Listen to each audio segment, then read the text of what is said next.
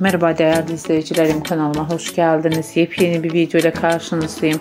Sizler için Hazal Subaşı ve İlkan Meriç çiftinden güzel görüntüler, yeni paylaşımlar sunuyorum. Güzelliği ve muhteşemliğiyle sevilip seçilen çiftlerin en güzel fotolarını izlemeyi, like atıp abone olmayı unutmayın. Şimdilik benden bu kadar. Yeni videolarımda yeniden buluşmak üzere. Hoşça kalın, sağlıcakla kalın arkadaşlar.